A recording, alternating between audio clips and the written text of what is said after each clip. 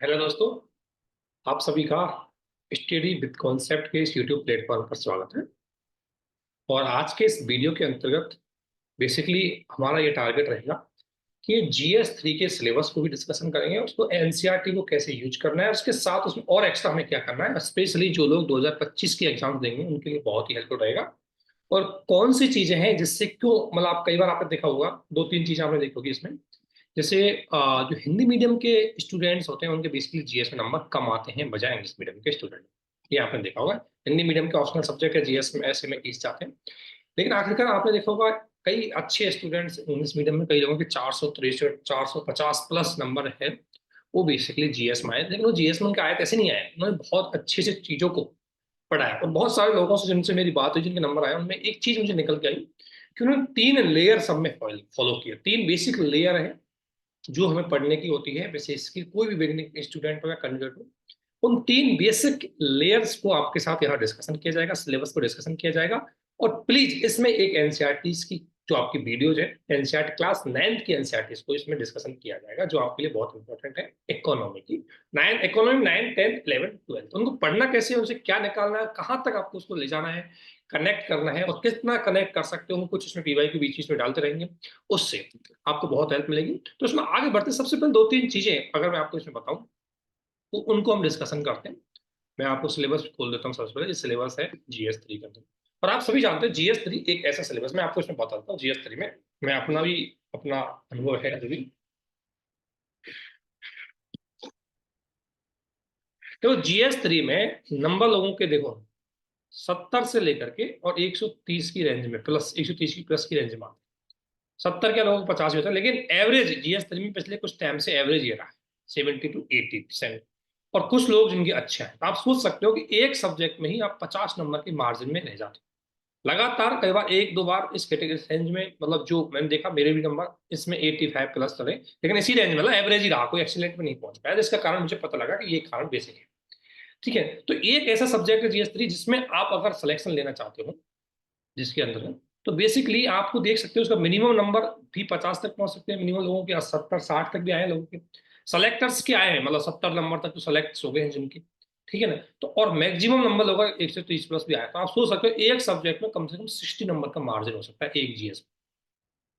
60 number के margin.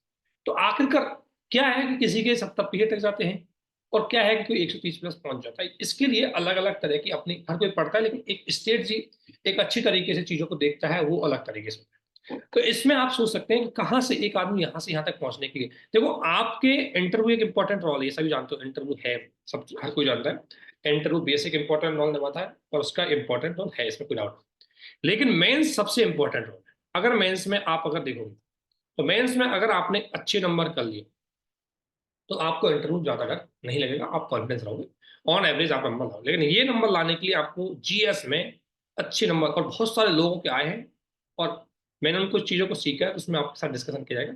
अच्छे number GS में 420 प्लस नंबर आपके बनेंगे तब होता है, और उसमें आपको सबसे इंपॉर्टेंट है GS3 में नंबर अच्छे आ सकते हैं, बस थोड़ा सा इसमें वैल्यू एडिशन और लोगों से थोड़ा अलग करना पड़ेगा।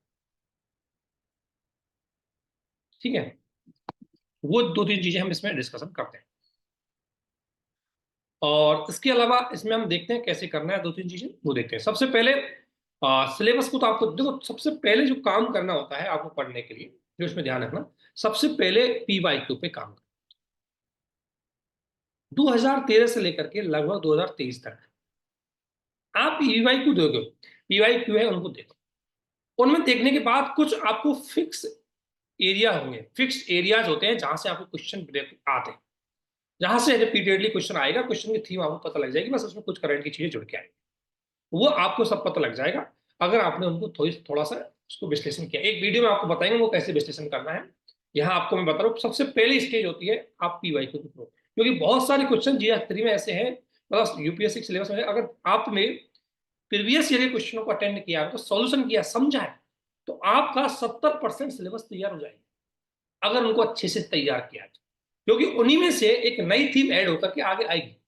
लेकिन पहले अगर आपने वही थीम पढ़ ली, जैसे आपने अगर देखोगे, तो आप एक सवाल 2023 से लेकर के, और मैं आपको एक एग्जांपल देता हूं, 2023 से लेकर के आप बेसिकली देखिए 2023 से लेकर 2013 से लेकर 2023 तक के बीच में देखो, एक टॉपिक है जिसमें हमेशा क्वेश्चन आया, आप हिंदी में देखोगे उसमें देखा, समावेशी समृद्धि।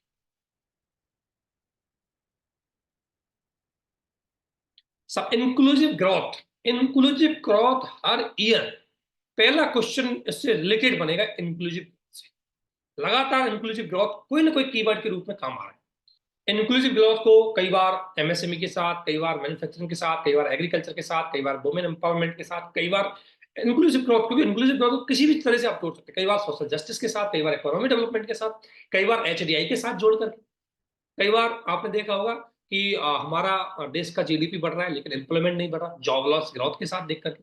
तो एक इंक्लूसिव डेवलपमेंट, अगर इंक्लूसिव ग्रोथ की बात करें तो इंक्लूसिव ग्रोथ का क्वेश्चन लगातार आपसे रिपीट हो रहा है, लेकिन वो देखो, और ये आपका टॉपिक है, ये थीम रिपीटेडली यूपीएससी आपसे कर रही है, इंक्लूसिव ग्रोथ की थीम लगातार आपसे वो कर रही है, लगातार देखा होगा आपको। तो वो दो तीन चीजें हैं जो आपको इसमें देखने मिल सकती।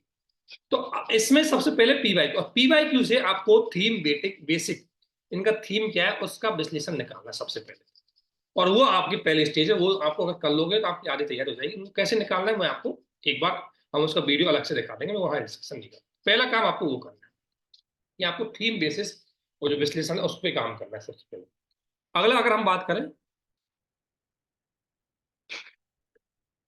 पीवाई क्यूब से, आप जब थीम बेसिस निकालोगे तो बहुत सारे निष्कर्ष आप उसमें से निकालो।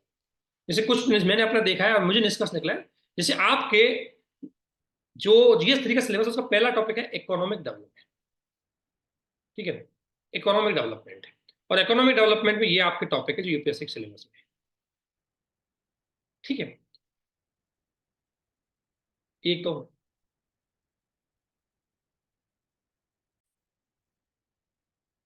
तो इसमें अब मैं आपको बताऊँ, पहला पीवाई करना है, पीवाई को मैं बताता हूँ कैसे करना है बेसिकली, ठीक है ना। तो पीवाई को करने का तरीका आपको बिल्कुल पता जाएगा।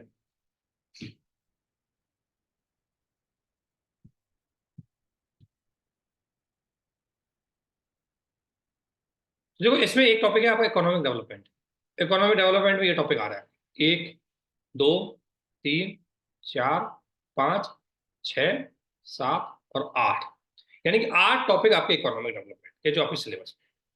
ये 8 टॉपिकों में से अब जब आप पीवाई क्यू देखोगे तो पीवाई क्यू में बहुत सारी चीजें आपके मन में एक निकल के आई, और मन में निकल के आई कौन सा टॉपिक ज्यादा इंपॉर्टेंट है, कौन सा टॉपिक लेस इंपॉर्टेंट है, ठीक है ना। तो मैंने जो इन्वेस्टमेंट मैंने जो इसमें देखा पीवाई को विश्लेषण करने के लिए, मुझे कुछ चीजें इसमें निकल के आई।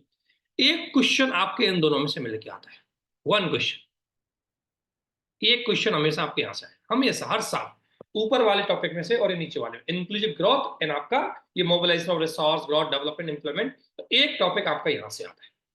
अब इंक्लूसिव ग्रोथ का ये क्वेश्चन दोस्तों, अगर आप इसने टॉपिक को तैयार किया है तो ये कई बार आपको जीएस 1 में भी काम आता है, कई बार ये जीएस 2 में भी काम आता है, कई बार ये जीएस 3 में भी काम आता है।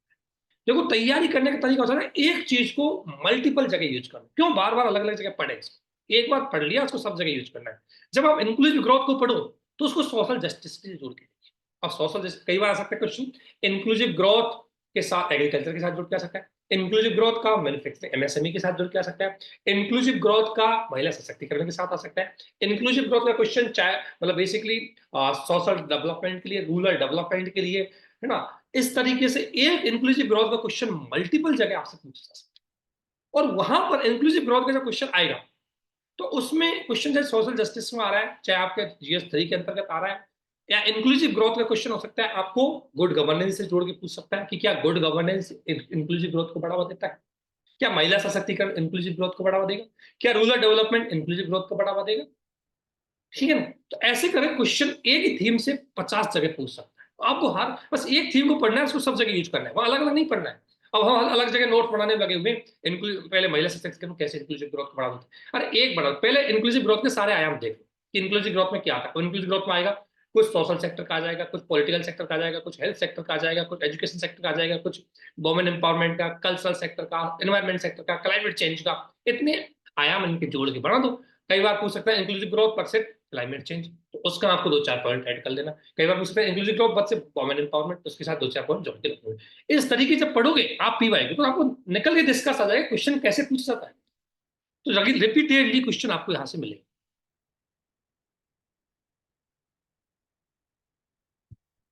ठीक है। इसके बाद जो मेजर इंपॉर्टेंट क्वेश्चन आपका आता है इनको इसको मिला करके, और बेसिकली इनका क्वेश्चन अगर करें तो एक क्वेश्चन इनका बन सकता है, एक क्वेश्चन बनता है, लेकिन इन तीनों टॉपिक में से एक क्वेश्चन आता है, कोई सा भी अल्टरनेटिव आता रहता है। 1 2 3 से एक ही क्वेश्चन है। एक आता है land reform. Land reform question यहाँ ना पूछ करके यहाँ आएगा एग्रीकल्चर।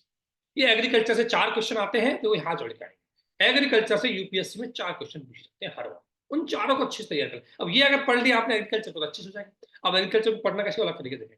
दूसरा इफेक्ट ऑफ लिबरलाइजेशन का, इसका क्वेश्चन कई बार आता है। जैसे मान लो अभी 30 साल हो चुके हैं, तो 30 साल के बाद 2021 से क्वेश्चन से पूछ नहीं था। अब 2024-25 में, 23-24 में, 25 में क्वेश्चन 24-25 में बनेगा इसका क्वेश्चन मेंस, क्योंकि इसको 30 साल हो गए पूछने, और 30 साल में क्या पूछेंगे, इसका क्या अचीवमेंट रहा।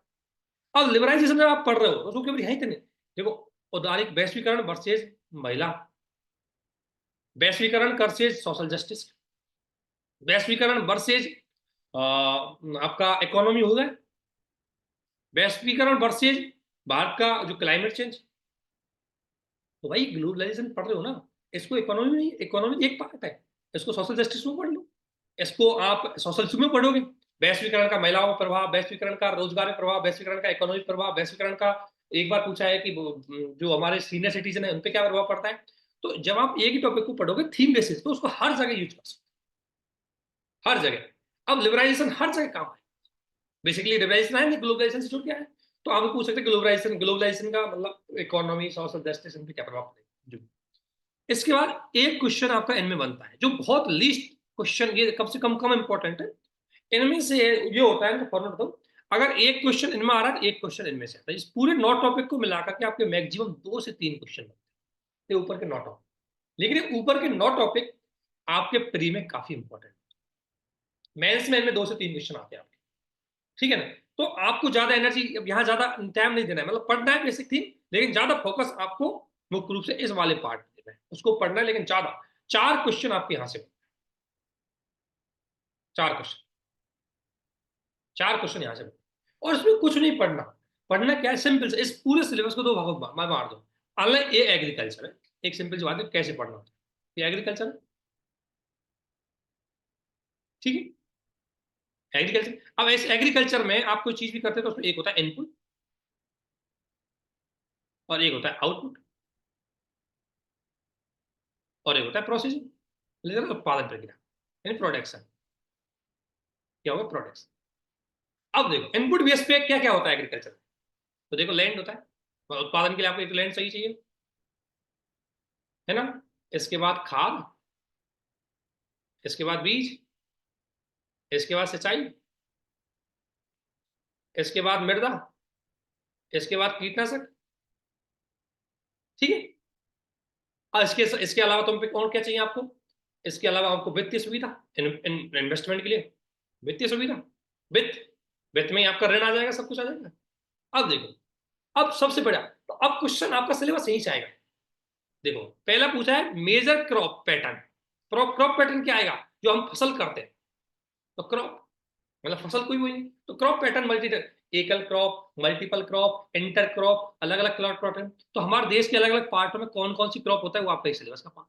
तो मेजर क्रॉप, अब मेजर क्रॉप में कौन सी क्रॉप अच्छी होती है, क्रॉप हमारे यहाँ एक सीरियल सेंट्रिक चलते हैं, सीरियल सेंट्रिक मतलब एक फसल पद्धति, बेसिकली एक फसल पद्धति किन किन क्षेत्रों में होती है ना। इसके बाद बहु फसल पद्धति कहाँ पर होती है, मिक्स फसल पद्धति कहाँ पर होती है, ठीक है ना, सीढ़ीदार फसल पद्धति कहाँ होती है, इंटरक्रॉपिंग फसल पद्धति कहाँ होती है, ठीक है ना। तो वो सारी चीजें, तो एक आ गया, तो ये इनपुट, एक मतलब क्रॉप आ गया। तो क्रॉप, क्रॉप की डाइवर्सिटी, क्रॉप का इंटरचेंज, मतलब क्रॉप, और क्रॉप में अगर हम उसको विविधतापूर्ण बनाए तो हमें क्या फायदा हो सकता है और क्या चैलेंज आ सकती है और सरकार ने क्या काम किया, बस आपका सिलेबस खत्म।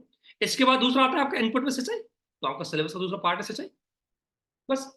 सिंचाई की अलग अलग पद्धति, सिलाई सिंचाई में चैलेंजेस, सिंचाई के लिए हमें क्या, हमारे लिए जरूरत है और सरकार ने क्या इनिशिएटिव लिए, सिंचाई पद्धति खत्म। इसके बाद आता है आपका ट्रांसपोर्टेशन। अब देखो आउटपुट में अगर आप जाओगे तो आउटपुट में आपका आएगा परिवहन, बाजार, भंडारण, ठीक है। और इसके अलावा आपका आ जाएगा आगे से फूड प्रोसेस, जो कस्टमर तक, कंज्यूमर तक आप पहुंचाओगे, फूड प्रोसेस, ठीक है। इसी फूड प्रोसेसिंग में आपका आ गया निर्यात, एग्रीकल्चर निर्यात, ठीक है। ये सब कुछ हो गया।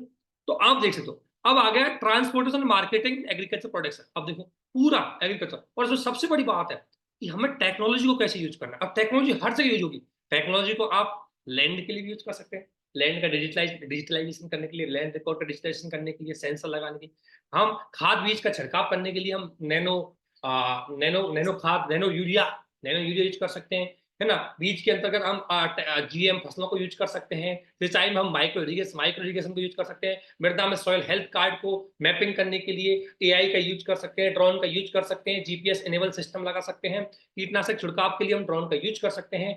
वित्तीय सुविधा के लिए हम डीबीटी कर सकते हैं। हर चीज में ई टेक्नोलॉजी यूज, बस हर चीज में ई टेक्नोलॉजी। ई टेक्नोलॉजी यूज करने पर हम कैसे कृषि को चेंज कर सकते हैं। अजू मार्केट में ई नेम आ गया, भंडारण में हम जीपीएस सिस्टम इनेबल सिस्टम आ गया, एक्सपोर्ट पॉलिसी के लिए हमें क्लियरेंस सिस्टम मिल गए, ठीक है ना। फूड प्रोसेसिंग के लिए हमें मतलब हमारा ई कॉमर्स मार्केट हो गया। तो देख सकते हो ऐसे पढ़ना होता है, उसको एक पॉइंट को पकड़ के उसका अलग अलग टेम्पलेट बना करके हम कितनी जगह, और एक बार पढ़ लो। अभी ई टेक्नोलॉजी, और टेक्नोलॉजी को हम एग्रीकल्चर में पढ़ सकते हैं, टेक्नोलॉजी को हेल्थ में पढ़ सकते हैं। टेक्नोलॉजी जो हमारे डिजिटल इंडिया प्रोग्राम है ना, सब क्वेश्चन यूपीएससी डायरेक्ट नहीं पूछती, उसको हम ऐसे निकालते हैं यूज करने के लिए। डिजिटल इंडिया एग्रीकल्चर में, डिजिटल इंडिया गुड गवर्नेंस में, डिजिटल इंडिया महिला सशक्तिकरण, डिजिटल इंडिया इंक्लूसिव डेवलपमेंट में, डिजिटल इंडिया करप्शन को फ्री करने के लिए, डिजिटल इंडिया मतलब हर जगह। डिजिटल इंडिया के 9 पिलर है ना, उसको रखना, वो हर जगह काम आएंगे। और यूपीएससी क्वेश्चन पूछ लिया कि डिजिटल इंडिया मतलब आप टेक्नोलॉजी का यूज, नैनो टेक्नोलॉजी का यूज हम एग्रीकल्चर में कैसे कर सकते हैं। हम टेक्नोलॉजी का यूज, यूपीएससी ने एक बार पूछा है आपसे कि टेक्नोलॉजी का यूज हम शिक्षा में कैसे कर सकते हैं, हेल्थ में कैसे कर सकते हैं। तो टेक्नोलॉजी एक पार्ट पकड़, जितने भी सिलेबस का पार्ट है, हमेशा ना जब एक टॉपिक को पढ़ना है, मुझे टेक्नोलॉजी पढ़ना है, तो सिलेबस का पार्ट देखो कि जीएस फर्स्ट में क्या आता है, जीएस फर्स्ट में टेक्नोलॉजी कहाँ का यूज कर पाऊँ, जीएस 2 में टेक्नोलॉजी कहाँ का यूज कर पाऊँ, जीएस 3 में कहाँ का यूज कर पाऊँ, जीएस 4 में कहाँ का यूज कर पाऊंगा, और ऐसे में कहाँ पर यूज कर पाऊंगा। ऐसे एक माइंड सेट होना चाहिए कि मुझे डिजिटल इंडिया प्रोग्राम पढ़ा, उसके 9 पिलर पढ़े, उसमें गवर्नमेंट की इनिशिएटिव पढ़ी, अच्छी केस स्टडी पढ़ी, अब इनको पूरे सिलेबस से खोल के रखना। लेकिन सिलेबस याद होना चाहिए, सिलेबस याद होना, सिलेबस का एक एक चीज, अभी एक एक शब्द याद होना चाहिए आपको ताकि यूज कर पाए। दूसरा, अब देखो, अब आ गया आपका इज रिलेटेड द अब सब्सिडी, अब मिनिमम सपोर्ट प्राइस। तो ये क्या वित्त में आ गया, और मिनिमम सपोर्ट प्राइस आ गया आपका किसमें, बेसिकली मार्केट है कि आपको मिनिमम सपोर्ट प्राइस मार्केट का पास, जब इनके सब एडिंग देंगे तो मार्केट में।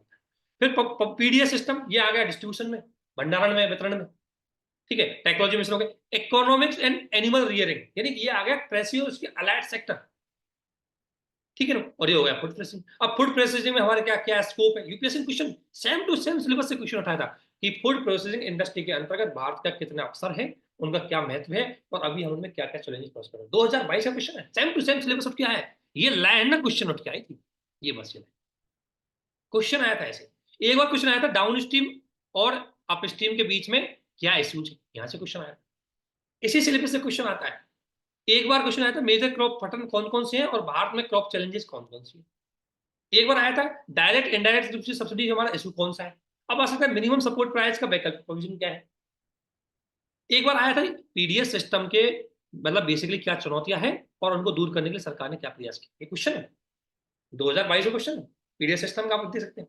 तो भाई ये सिलेबस से बाहर कोई क्वेश्चन आता नहीं, बस इसको पढ़ने की तरीका है और हमें आना चाहिए उसको पढ़ना कैसे। इन सब जब तक आप सिलेबस के अकॉर्डिंग उस तैयार नहीं करोगे तब तक आप ये सोचो आपका सिलेबस अधूरा है। हम क्या करते हैं, किसी का नोट्स, देखो नोट्स पढ़ो, सब चीज पढ़ो, लेकिन उसके लिए हमें सिलेबस पे जाना ही पड़ेगा। तो आप सोच सकते हो इकोनॉमिक, देखो सिंपल सबसे ज्यादा मेजर क्रॉपिंग, अब सबसे पता हमें क्रॉपिंग पैटर्न क्या होता है, ये मिलेगा एनसीईआरटी। फिर भारत के अलग अलग क्षेत्रों में कौन कौन से क्रॉपिंग पैटर्न है, क्रॉपिंग पैटर्न को प्रभावित करने वाले कारक कौन से हैं, कौन कौन से क्रॉपिंग पैटर्न में चैलेंजेस है, क्या अपॉर्चुनिटी है, और कैसे क्लाइमेट चेंज के अकॉर्डिंग ये हम बदल सकते हैं। इतनी चीजें आपको सोचनी। अब इस चीज को जाने के लिए, इस लेवल तक पहुंचने के लिए आपको 3 लेयर से गुजरना पड़ेगा। कोई भी व्यक्ति, पहला लेयर उसको बेसिक अंडरस्टैंडिंग करना, बेसिक अंडरस्टैंडिंग पीवाईक्यू, उसके बाद करना उसको एनसीईआरटी। सबसे पहले अगर आप पहले पीवाईक्यू समझ गए, यूपीएससी पूछ कह रहा है, कई लोगों के वीडियो होते हैं वो देख लीजिए, हम भी कुछ डाल देंगे, कुछ अच्छे लोग वीडियो डालते हैं उनको देख लीजिए कैसे पीवाईक्यू को डिटेल से समझना, कैसे, उसका क्या मतलब है, ठीक है। जैसे मैं आपको एक पीवाईक्यू खोल के बताता हूँ थोड़ी देर, एक पीवाईक्यू सिंपल सा जीएस का, है ना, जीएस तरीका एक पीवाईक्यू जो आपको खोल के बताता हूँ।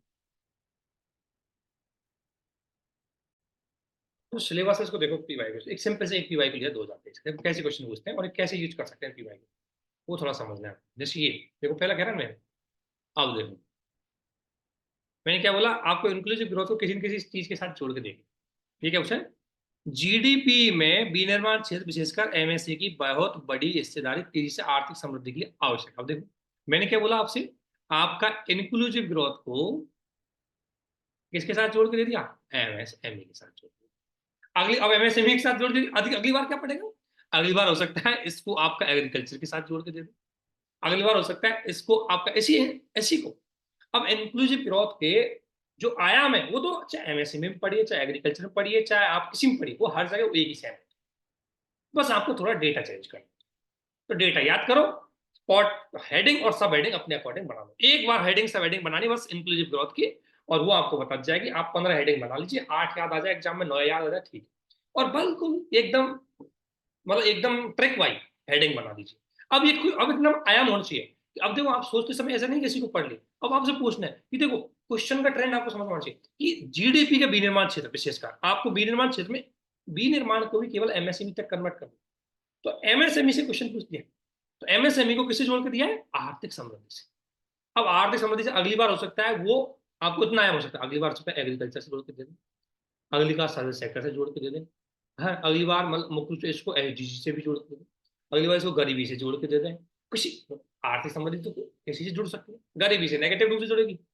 मतलब किस तरीके की क्लाइमेट चेंज की भारत की आर्थिक समृद्धि के लिए क्लाइमेट चेंज का क्या प्रभाव पड़ रहा है, क्या हम कर पाएंगे नहीं कर पाएंगे। तो आप इन चीजों को माइंड में रखो कैसे। और एक सिंपल सरकार की नीति है, सरकार नीति आ रही है तो सरकार के इनिशिएटिव्स और उनका कुछ मूल्यांकन। तो जब भी कोई टॉपिक पढ़ो सिंपल से डिजिटली डिजिटली करना।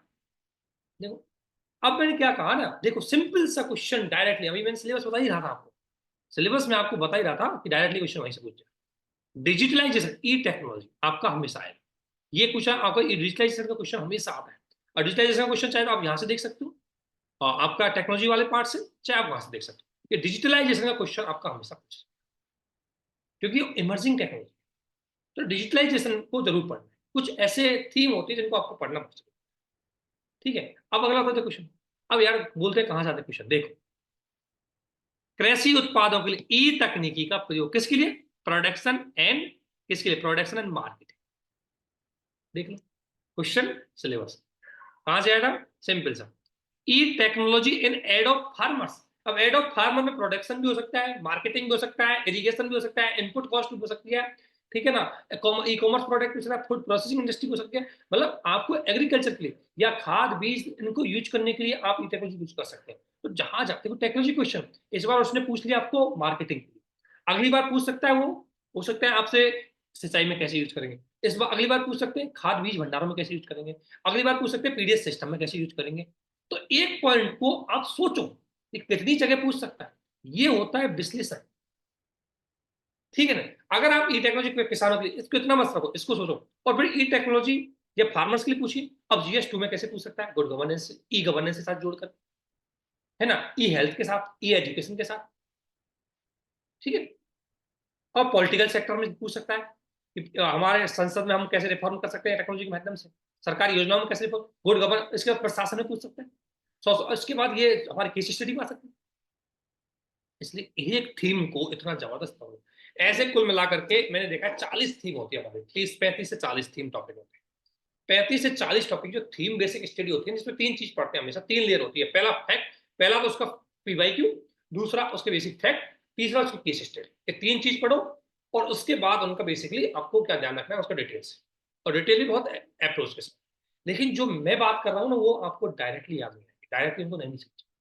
ये कब समझोगे, पहले सबसे पहले आपको पीवाई को समझो, जितना समझ सकते हो उतना समझिए, उसके बाद आप एनसीईआरटी पढ़िए।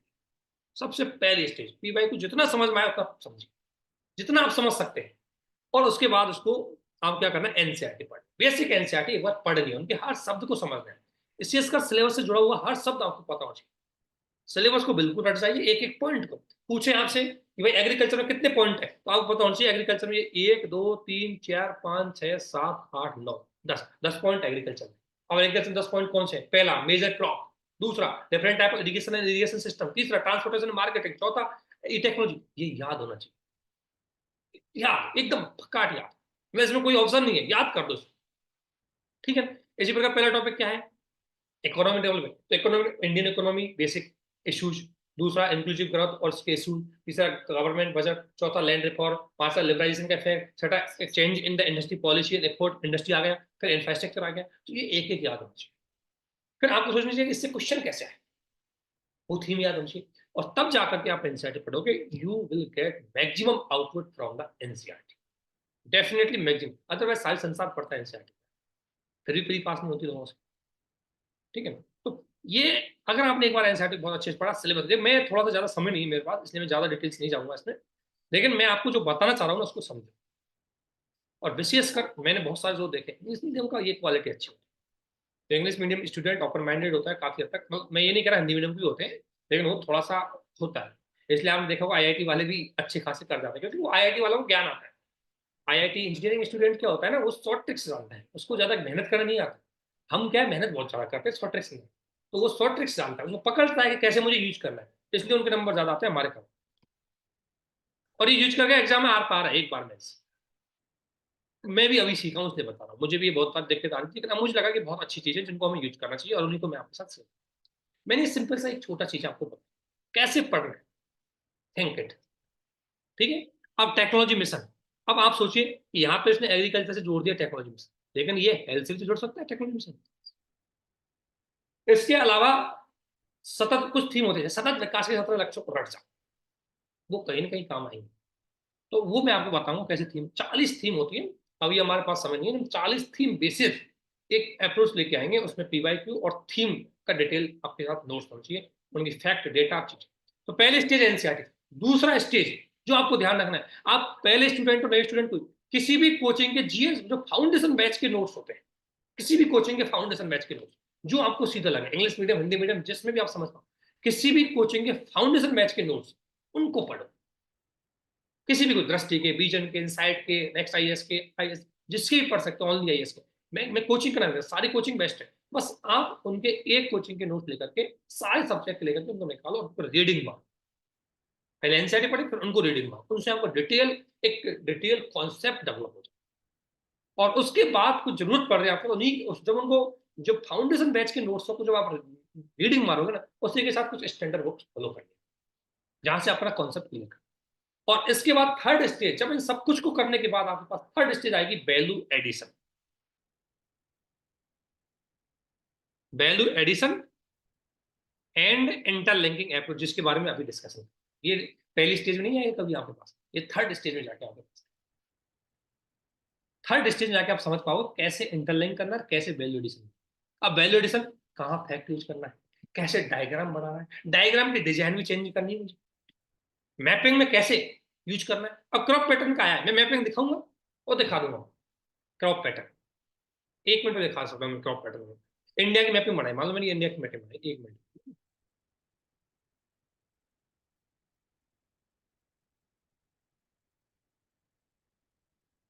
है ना। अब क्रॉप पैटर्न में दिखाना, एक आध दो अच्छे करके अच्छा मैप बना। क्रॉप पैटर्न यहाँ से देखो, ये ले लिया मैंने, ये पंजाब हरियाणा पश्चिम यूपी होगा बेसिकली। यहाँ पर होता है एकल फसल पद्धति, ठीक है ना। इधर नॉर्थ, इधर यहाँ देखोगे इंटर क्रॉपिंग पद्धति होती है। यहाँ जम्मू कश्मीर में भी एक इंटर क्रॉपिंग होती है, ऐसे ऐसे मैपिंग से देखा उसको, बस देखा। यूपी स्टेट का नाम देखा, मैपिंग और हाईलाइट में, ये आपको वैल्यू एडिशन। लेकिन ये कब आता है, जब आप 2 स्टेज कंप्लीट कर चुके हो, जब 2 स्टेज कंप्लीट कर चुके हो, जब मैपिंग। और मैंने जो अपना ये देखा है, मुझे मैप ये वाला पार्ट मेरा कमजोर है, नंबर इसलिए मेरे कम आए, मतलब एवरेज से थोड़ा ही ऊपर जा पाओ, एक्सीलेंट नंबर में नहीं पहुंच पाए क्योंकि इसका काम है। और जिनकी आए उन्होंने यूज किया है इसको, जिनके नंबर आए उन्होंने यूज किया है, अच्छे से यूज किया है, और उन्होंने बहुत अच्छे नंबर पाए। और इससे एक है कि आप जब आप ये काम करोगे ना, आप बहुत जल्दी आंसर राइटिंग कर दोगे, और बहुत जल्दी आप सिलेबस कर दोगे। ये कहते हैं कि हम कवर नहीं कर पाते, मतलब मुझे बहुत ज्यादा आंसर राइटिंग प्रैक्टिस करनी चाहिए, मेरी स्पीड कम है। Answer writing practice is okay, करनी चाहिए, लेकिन सबसे ज्यादा स्पीड कब से आती है, जब आप बहुत अच्छे से ना एक टेक्निक से पढ़ते हो। मैं 15 मतलब सब टॉपिक पढ़ के जा रहा हूँ, मुझे 8 याद आया, मैंने डाल दिया, मुझे बस सोचना ही नहीं पड़ा। सोचोगे टाइम लोगे, ठीक है ना, आपकी चाहे कितनी स्पीड हो, लेकिन अगर आपको कोई चीज याद नहीं आ रही, कर भी क्या लोगे। इसलिए ना, याद की स्पीड बहुत तेज होनी चाहिए, स्पीड अपने आप आ जाएगी लिखने में। 10 5 2 4 टेस्ट कर लिया आपने, सिंपल सी बात, ज्यादा नहीं, 4 5 टेस्ट भी दे लिए ना आपने, तो आपकी आ जाएगी। लेकिन डेली बेसिस थोड़ी आंसर राइटिंग में डालिए, क्योंकि आंसर राइटिंग करोगे ना आप शुरू से, तभी ये चीजों को यूज कर पाओगे। ऐसा नहीं कि एग्जाम में जाके यूज हो जाएंगी, पहले प्रैक्टिस करनी पड़ेगी। कहाँ पर मैपिंग करोगे, कहाँ पर डायग्राम करोगे, कहाँ पर पाई चार्ट बनाओगे, कहाँ पर केस स्टडी डालोगे, कहाँ पर एग्जाम्पल डालोगे, कहाँ पर रिपोर्ट डालोगे, ये सभी चीजें तभी आएंगी जब आप प्रैक्टिस करोगे आंसर। इसलिए तो उसके बाद जब आप एनसीईआरटी पढ़ ले, वैल्यू एडिशन पढ़ लेना, तब टॉपिक बाई उसको बेसिकली आंसर राइट, उसके बाद आंसर राइट। लेकिन वैल्यू एडिशन पहला आपको ये यूज करना रहेगा, दूसरा फैक्ट्स और केस स्टडीज और इंटरलिंक, तब आप समझ में। अब आप जैसे एक सिंपल से इंटरलिंक कैसे, अच्छा आंसर कैसे होगा, जिससे आप ना कुछ भी कर रहे हो, एक सिंपल सी बात है, इसको हर चीज को ना अब संविधान से जोड़ो। मान लो इसमें कुछ चीज है, इंक्लूसिव ग्रोथ आ रहा है, सामाजिक न्याय, सोशल जस्टिस का है डीपीएसपी में, किस आर्टिकल में, 39 B and C.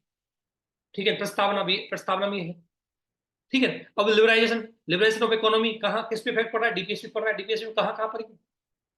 Land reform के लिए राइट टू प्रोवाइड प्रॉपर्टी, और लैंड रिफॉर्म को लेकर के 31 ए एंड सी में क्या क्या चीजें की गई। तो बेसिकली क्या, आपको हर चीज को संविधान से जोड़ना चाहिए, केस स्टडीज को संविधान से जोड़ के देखना है, आर्टिकल। इसलिए संविधान में 3 आर्टिकल हमेशा पढ़ने हैं आपको, एक fundamental right, fundamental duty and DPSP, यानी कि आर्टिकल, उनमें क्या कंटेंट है याद करो, उनको रटना है, उनको क्या कंटेंट है। हेल्थ के क्वेश्चन है तो आर्टिकल 47, एजुकेशन का है आर्टिकल 45, अरे उनसे जुड़े आर्टिकल 21, तब जाकर के नंबर ज्यादा। जो नंबर एक्स्ट्रा आते हैं ना, वो इसके ज्यादा आते हैं जो एक काम करना है।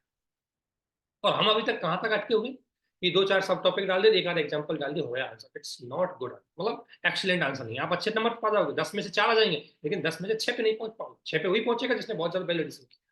तो वैल्यू एडिशन आपकी थर्ड स्टेज होती है, वहां पर करना है। थर्ड स्टेज जाके आपको वैल्यू एडिशन करना होता है, और वो तब आएगा जब आपका एनसीईआरटी अच्छे से पढ़ा हुआ है, और तब आएगा जब आपने किसी भी एक कोचिंग, मतलब बहुत फाउंडेशन बैच नोट्स अच्छे से पढ़ा, अच्छे से पढ़े, उसके बाद में आपके पास इतनी नॉलेज हो जाती है कि आप अच्छे से चीजों को कनेक्ट करना चालू करें। देखो, बिना नॉलेज कनेक्ट नहीं कर पाओगे, आपको पहले नॉलेज होनी चाहिए, जब कनेक्ट कर पाओगे इसलिए, और तब वैल्यू एडिशन करो। और वैल्यू एडिशन के लिए आपको ये चीजें पढ़नी पड़ेगी, case study, fact, interlinking system, पूरा सरकारी योजनाओं को कैसे यूज करना है, क्वेश्चन कैसे आ सकता है, प्लान कैसे बनाना, ये सारी चीजें तब 3 स्टेजों से गुजरने के बाद कोई मेंस नहीं रोक गया। और जिसने गुजरा है, मैं बहुत सारे लोगों को जानता हूँ जो पर्सनली, वो हम पे भी नहीं, मेरे पे नहीं हो पाया, लेकिन जिन लोगों ने किया सक्सेसफुली अंडर 100 में रैंक लेके, अंडर 100 में दे गॉट रैंक। और 1 साल में, हम मुझे सीखने के लिए 3 अटेम्प्ट 4 अटेम्प्ट लगे, लेकिन जिसने सीखा, कोई पहले ही अटेम्प्ट सीख गया, वो काम करके चला। तो इसलिए जो भी आप प्लीज है, क्योंकि आपको जितनी भी जगह आप पढ़ रहे होंगे, जो भी जगह दे रहा है, ऑल आर गुड, बट इतना वैल्यूएडिशन पे जो मुझे लगा अभी तक मुझे नहीं मिला कोई इतना वैल्यूएडिशन पे आपको चाहिए, स्पेशली हमारे हिंदी मीडियम से। इंग्लिश मीडियम में लोग अच्छा कर रहे हैं, इंग्लिश मीडियम में, हिंदी मीडियम में इतनी वैल्यू एडिशन पे नहीं गया। इंग्लिश में इतना शॉर्ट ट्रिक तरीका से मल्टीपल चीजों को करवाना, ये हमें अभी तक नहीं मिला कहीं जगह। आप देख लेना किसी भी जगह जाके, अगर आपको मिल जाए तो। बट इस तरीके से जाने के लिए एक स्मार्ट स्टडी पे हम कभी नहीं पहुंचे, तो पहुंचोगे तब जब आप थोड़ा सा करो। तो प्लीज इसको थोड़ा सीरियसली लेना और जाना। अब मैं आपको थोड़ा सा जाता हूँ एनसीईआरटी में, जिसमें हमारा मेन पॉइंट है।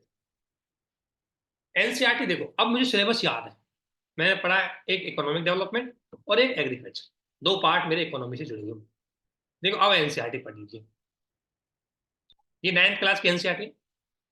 बहुत सारे लोगों को लगेगा अरे इतनी सीधी एनसीईआरटी कैसे पढ़ना है। देखो ऐसा नहीं, एनसीईआरटी को प्रोफेसर ने बनाया है और बहुत अच्छी सूझबूझ से होता है, और इसको कैसे यूज करना है, आपको 9th क्लास के कैंडिडेट की तरह यूज नहीं करना है, आपको यूपीएससी की तरह एक अच्छे आंसर राइटिंग की तरह इसको यूज करना है। पहला है पालमपुर की कहानी, पालमपुर। अब देखो इसको कैसे यूज करना है, मैं आपको थोड़ा सा बताता हूँ सिलेबस के बारे में। प्रेमबल हमेशा पढ़नी है आपको, प्रेमबल को हमेशा याद रखो, याद आती है प्रेमबल, बहुत जगह काम आएगी। तो इसलिए ना, इसको जब भी कोई किताब पढ़ो एनसीईआरटी, एक बार प्रेमबल को मन मन में पढ़ लिया। ठीक है, अब देखो ये पालमपुर की सब दुनिया ने पढ़ी होगी कहानी, लेकिन हम इसको यूज करने का तरीका आपको बता देते हैं। देखो अभी मैंने सिलेबस पढ़ा, कुछ और सिलेबस से आपको इंटरलिंक करता हूँ कैसे कुछ। पालमपुर की कहानी है, तो देखो इसको कहाँ का यूज कर पाओगे, मैं आपको बताऊँ। रूरल डेवलपमेंट,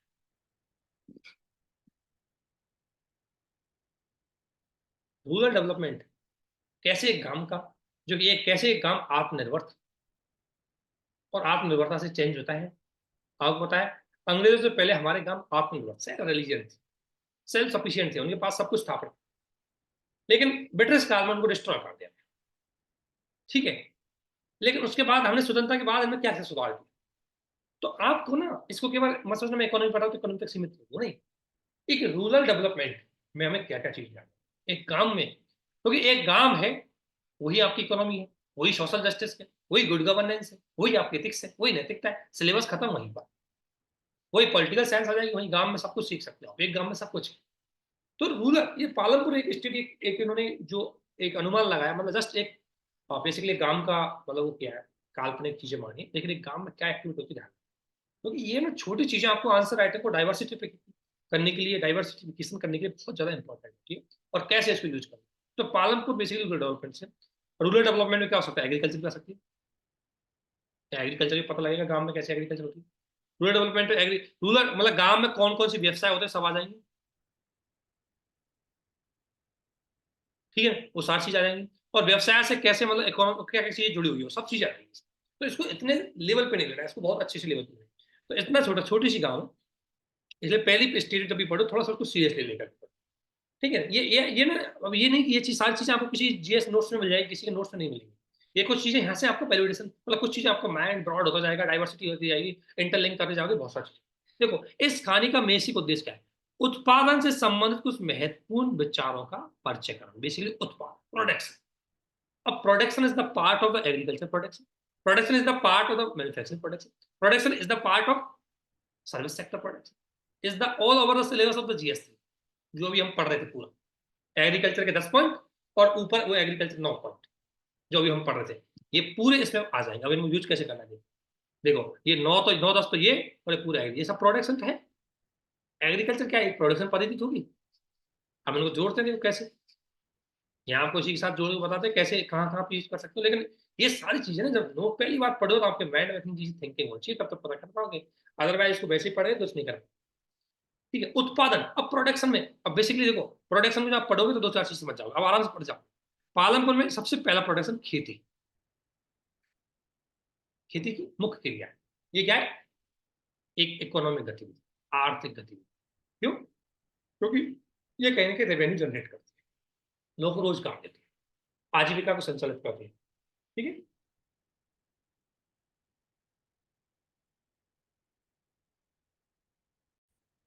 यहाँ देखो दो तीन चीज पता ही, एक तो गांव में कौन कौन से व्यवसाय होते हैं। जब भी अगर आपसे कोई इससे पूछे कि हमें रूरल डेवलपमेंट कैसे करना है, रूरल डेवलपमेंट को विकास कैसे करना है, ग्रामीण विकास कैसे करना है, ग्रामीण आजीविका को कैसे संचालित करना है, ग्रामीण क्षेत्र की हमें डिमांड कैसे बढ़ानी है, ग्रामीण क्षेत्र में लोगों को स्थिति कैसे सुधारनी है, तो बस इन एक्टिविटी पे आपको काम करना है। पहला एग्रीकल्चर, तो अगर ग्रामीण विकास करना है तो हमें सबसे पहला काम करना है एग्रीकल्चर को, तो आगे बढ़ना। ठीक है, दूसरा लघु स्तरीय विनिर्माण यानी एमएसएमई, ग्रामीण इकोनॉमी का बेसिक पॉइंट होता है लघु उद्योग, उनको बढ़ाना है। इसके बाद allied sector, dairy allied sector आ गया, कृषि से allied sector, transportation, basically obviously इन सभी के लिए ट्रांसपोर्टेशन चाहिए, तो एक बेसिकली ये चीज है इन पर। तो ये बेसिकली इन सभी चीजें, एक रूरल डेवलपमेंट में कौन कौन से फैक्टर हो सकते हैं, तो उनकी जो आर्थिक फैक्टर है वो ये सिर्फ आर्थिक फैक्टर ओनली, खेती, एमएसएमई, डेयरी, परिवहन, सब ये इकोनॉमिक फैक्टर है ओनली रूरल डेवलपमेंट।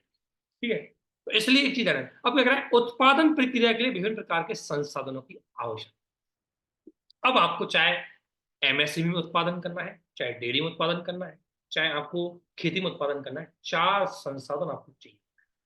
चार संसाधन कौन कौन से, पहला प्राकृतिक संसाधन यानी कि भूमि, दूसरा मानव निर्मित वस्तुएं यानी कि बेसिकली मानव निर्मित वस्तु में एक तो मानव का श्रम, मानव श्रम, दूसरा श्रम, और तीसरा मानव के प्रयास यानी कि बेसिकली उद्यमशीलता, और चौथा मुद्रा यानी कि पूंजी।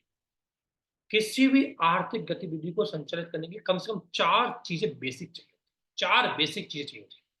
इनके बिना कोई भी उत्पादन प्रक्रिया नहीं हो पाएगी। कुछ लोग ये चाहिए चाहिए, इसके बिना आप कुछ नहीं कर पाओगे। तो उत्पादन क्रिया के चार बेसिक पिलर होते हैं, वो चार, जिनमें बोलते हैं हम भूमि, श्रम, पूंजी और उद्यमशीलता। अगर मैं आपको बताऊं, अब ने अब देखो इसमें ध्यान रखना, मैं चार चीज लेता हूं, भूमि, श्रम, उद्यमशीलता और पूंजी। अब देखो, अब मुझे मान लो एग्रीकल्चर करना है, तो एग्रीकल्चर में क्या ऐसे हो सकते हैं और क्या सुधार कर सकते हैं, ये बेसिक क्वेश्चन होता है बेसिक। और क्या होगा, तो चार्ट तो सब हेडिंग है, हेडिंग में यहीं से ले लूंगा। अब मुझे एक्शन नहीं पढ़ना है, मुझे ना अब देखो कैसे यूज करना है। सर भूमि की जरूरत पड़ती है, तो पहला ऐसो, भारत में भूमि सुधार नहीं हुआ, भूमि का रिकॉर्ड नहीं है, भूमि विवाद है भारत में, भूमि में उत्पादकता नहीं है, सॉयल में सॉयल हेल्थ का सही से काम नहीं हो रहा, उसमें हम उर्वरक ज्यादा यूज, उर्वरकता हमारे पास कम है, डेजर्टिफिकेशन बढ़ता जा रहा है, उपजाऊ घटती जा रही है, उसमें लवणता ज्यादा है। आप सोचो कि एग्रीकल्चर में एक चीज से मैं कितने सब टॉपिक बने। अगर मुझसे पूछे कि एग्रीकल्चर इश्यूज क्या है, तो मैंने सिर्फ एक साधन यूज किया बस, लैंड। और लैंड के मैंने अपने यूज, सोचिए कि कैसे एक टॉपिक से मल्टीपल सब टॉपिक बन जाएंगे। और आप फिर उसके बाद आपको क्वेश्चन में ना डर नहीं लगेगा, आप उस क्वेश्चन में जितने ज्यादा सब टॉपिक देंगे, जितनी ज्यादा उसमें पॉइंट देंगे ना, उतने ही ज्यादा नंबर आते हैं आपके। ये ध्यान रखना, अगर आप 10-15 पॉइंट दोगे, 10-15 नंबर, अच्छे नंबर आएंगे। एक दे रहा है 8, आप दे रहे हो 12, डेफिनेटली आपको आधा नंबर ज्यादा ही मिलेगा। ये बात ध्यान रखना, ठीक है। तो इसलिए तो जब भी आप पढ़ो भूमि श्रम, अब श्रमिक से संबंधित क्या हो सकती है? अब श्रम से संबंधित मैं एग्रीकल्चर को ले रहा हूँ ओनली, इसके अलावा और भी होता है, हम एमएसएमई को ले सकता हूँ, मैं परिवहन को ले सकता हूँ, किसी भी चीज जहां पर प्रोडक्शन होता है, वहां पर अगर मुझे इश्यूज लिखने हैं, तो मैं पहला आधार इनको बनाऊंगा, भूमि श्रम उद्यमशीलता खोज। लेकिन इनका मतलब पता होना चाहिए, इनका मतलब पता होना चाहिए, वो आगे सब पता लग जाए। मैं एक बता रहा हूँ समझ सिंपल सा, कि इनको देखो कैसे, तो श्रम, अब श्रम कैसे चाहिए मुझे? स्किल लेबर चाहिए। श्रम कैसा होना चाहिए? जिसको बेसिकली एम्प्लॉयमेंट भी मिलना चाहिए। श्रम कैसा होना चाहिए? जिसको मुख्य रूप से सोशल सिक्योरिटी भी मिलनी चाहिए। श्रम कैसा है? जिसको समय पर ट्रेनिंग मिलनी चाहिए। श्रम कैसा है? जिसको अवेयरनेस होनी चाहिए। तो अब किसान को देख लो, किसानों की अवेयरनेस होनी चाहिए, ट्रेनिंग होनी चाहिए, स्किल डेवलपमेंट होनी चाहिए, युवाओं को शामिल करना चाहिए इसमें श्रम। तो हम एग्रीकल्चर के ये बेसिकली। इसके बाद आती है आपकी उद्यमशीलता। तो देख लो आजकल लोग यूथ एग्रीकल्चर छोड़ के जा रहे हैं। एक रिपोर्ट आई थी, किसी ने एक सर्वे किया था, मैं उस कंपनी का नाम भूल गया, उसने बोला कि किसानों से उन्होंने एक सर्वे किया कि आप बताओ, अगर आपको एग्रीकल्चर के अलावा कोई दूसरा व्यवसाय दे दे, मतलब आपके पास विकल्प हो दूसरा व्यवसाय करने की, क्या आप एग्रीकल्चर छोड़ के जाओगे? नहीं। तो 100 में से 75 किसानों ने बोला, मतलब 75% पब्लिक ने बोला हाँ, हमें एग्रीकल्चर छोड़। यानी कि एग्रीकल्चर एक इंटरेस्टिंग चॉइस बिजनेस नहीं, क्योंकि हमारे पास अब चॉइस बिजनेस नहीं होगा, तो उसमें लोग एफर्ट नहीं करेंगे, इनोवेशन नहीं करेंगे, रिसर्च अनुसंधान नहीं होगा, नवाचार नहीं होगा, तो हमारे एग्रीकल्चर में यही सारी समस्या है। तो उद्यमशीलता के लेवल पर क्या क्या समस्या है? एक तो यूथ बिल्कुल पार्टिसिपेट नहीं कर रहा, एक उसको आज तक हमने उद्यम माना ही नहीं, एग्रीकल्चर को केवल हमने आजीविका ही माना है, इसलिए एग्रीकल्चर में हम इन्वेस्ट। तो एग्रीकल्चर को ध्यान रखना, ये कहता है एग्री लाइवलीहुड से लेकर के हमें एग्रो बिजनेस तक जाना है, मतलब कृषि आजीविका को कृषि व्यवसाय में बदलना है, तब जाकर कृषि ये कहा जाएगा सुधार। समझ रहे हो? तो मेरा कहने का मतलब है भाई, जब भी कोई चीज पढ़ रहे हो ना, उसको उस लेवल से पढ़ोगे, तब ऐसे एनसीईआरटी का यूज कर पाओगे, अदरवाइज एनसीईआरटी योर बेस्ट चीज। बाकी आप 2-4 फैक्ट पढ़ के एनसीईआरटी सोचे वो याद, और लोग ऐसे ही करवाते हैं। तो एनसीईआरटी उस तरीके से की जानी चाहिए, लेकिन उसमें चाहिए समय मेरे भाई, और आप लोगों को चाहिए एनसीईआरटी जल्दी जल्दी। तो वो नहीं होता, सोचना पड़ता है भाई उसको, डायग्राम बनाना, सोचना, चीजों को कनेक्ट करना, तब पड़ता है, तब जाके एनसीईआरटी होती है। यहाँ तक समझ गए? यहाँ के कीवर्ड, एक नोट्स बना दिया, हमारे नोट्स मिल जाएंगे इसके। तो मैंने एक छोटी सी लाइन बढ़ गया, वो क्या बताई। अब देखो पढ़ते जाओ कहानी, मतलब इसको हर चीज को लिखना नहीं है, बस मुझे 4 पॉइंट आपको समझना है कि अब मुझे एक कीवर्ड रहने में मुझे 4 प्रोडक्शन के पॉइंट तो हर जगह काम करना है, जहां भी प्रोडक्शन होगा और चैलेंजेस, उसका सुधार, उसके लिए गवर्नमेंट की स्कीम, इनिशिएटिव। और लैंड में गवर्नमेंट की कौन कौन से इनिशिएटिव जोड़ो, उद्यमशीलता के लिए कौन कौन इनिशिएटिव जोड़ो, वित्तीय सुविधा के लिए कौन कौन सी, पूंजी के लिए कौन कौन सी वित्तीय सुविधाएं हैं गवर्नमेंट को जोड़ो, और स्किल डेवलपमेंट के लिए गवर्नमेंट कौन कौन सी स्कीम जोड़ो। तो बस यही होगा, टॉपिक खत्म आपका। आवश्यकता, अब ये कह रहे हैं कि देखो, अब ये कह रहा है कि देखो, इच्छित वस्तु और सेवा का उत्पादन करने के लिए विभिन्न संसाधन किस प्रकार से यूज करने हों, मैं कैसे उनको समाइज करें। वही इनपुट आउटपुट में बीच में जो प्रोसीजर वाला प्रोजेक्ट है, उसके लिए बोला है। अगर कहते पालमपुर के आसपास के गांवों में मतलब इंटरकनेक्टिविटी है, 2-3 गांव बताए दूरी कम है, लेकिन अब भाई ये तो एक गांव की बात है, लेकिन चीजों को आगे बढ़ाएंगे तो हमें क्या चाहिए? ट्रांसपोर्टेशन, सड़क, ट्रांसपोर्टेशन हमें बहुत जल्दी, और ट्रांसपोर्टेशन बहुत जरूरी है। तो गाँव में ट्रांसपोर्टेशन अच्छा ही नहीं। अगर ट्रांसपोर्टेशन की आज के टाइम पे आपको पता है, आज के टाइम पे अगर आप बैलगाड़ियों से सामान ले जा रहे हो, अब सब्जी ले गए 15-20-50 किलोमीटर, मान लें आपको शहर है वहां पर तो सब्जी बेचनी है, या दूध लेके गए 50 किलोमीटर या 10 किलोमीटर तक दूध बेचना है, अब आप बैलगाड़ी से जा रहे हो, शहर तक पहुंचे, दूध फट जाएगा, क्या मिलेगा आपको? खराब हो जाएगा, नुकसान हो जाएगा। और गांव में सबके घर दूध है, गांव में तो कोई खरीदेगा नहीं आपका दूध, क्योंकि सभी के भैंसे हैं। तो गांव में आप उसको बेच नहीं पाओ। अगर आपको उसको बेचना है तो गांव से बाहर निकलना पड़ेगा, और गांव से बाहर निकलने के लिए आपके पास रोड होना चाहिए, आपके पास परिवहन होना चाहिए। और परिवहन भी कैसा? फास्ट होना चाहिए, अफोर्डेबल होना चाहिए, और रेगुलर होना चाहिए। आप सोच सकते हो कैसे चीजें जुड़ती है। मैंने उत्पादन कर लिया, लेकिन मुझे उत्पादन से सब कुछ नहीं मिलेगा। मतलब मैं अगर दूध निकाल करके केवल अपने ही घर का पेट भर लूंगा, तो मुझे अगर हेल्थ एजुकेशन कैसे मिलेगी? मेरे पास तो पैसे नहीं है। तो मुझे हेल्थ एजुकेशन के लिए कुछ न कुछ तो मेरी कमाई का मुझे रेवेन्यू जनरेट करना पड़ेगा। और मेरी कमाई का रेवेन्यू मेरे गांव में जनरेट नहीं हो सकता, क्योंकि मेरे गांव में हर किसी ने खेती की है। मेरे गांव में हर किसी के पास भैंस है, पशु है। वो मुझसे कुछ नहीं खरीदेगा, उसके पास खुद ही सरप्लस में है। तो मैं अपनी चीजें कहाँ बेचूंगा? मुझे इस शहर में जाना ही पड़ेगा। लेकिन शहर मुझसे 50 किलोमीटर दूर है। मेरे पास गाड़ी नहीं है, मतलब ट्रांसपोर्टेशन नहीं है। अगर मैं दूसरे ट्रांसपोर्टेशन ले जाऊंगा तो उसकी कॉस्ट इतनी ज्यादा है कि मुझे कुछ बचेगा नहीं। अगर मैं यही घर पे बेच दूंगा तो जो बीच के बिचौलिए आते हैं वो इतनी कम प्राइस देंगे, मुझे आउटपुट नहीं मिलेगा। और यही कृषि की समस्या वही है। कृषि की जितनी समस्या यही तो है। किसानों को एमएसपी नहीं मिल पाती, किसान जल्दी फसल बेच देते हैं, किसानों के पास भंडारण सुविधा नहीं है, किसानों के पास ट्रांसपोर्टेशन नहीं है, किसानों को मार्केट के बारे में जानकारी पता नहीं है। किसानों में अब बेचारे के पास 10 बोरी 10 कुंटल गेहूं हुआ है, और वो उसको दूर तक नहीं बेच सकता। उसके पास ग्रुपिंग सिस्टम नहीं है, उसको मार्केट की जानकारी पता नहीं है। तो अगर सोचो, इसने एनसीईआरटी ना आपको आईना दिखाती है, पर आपको उसको सोचना।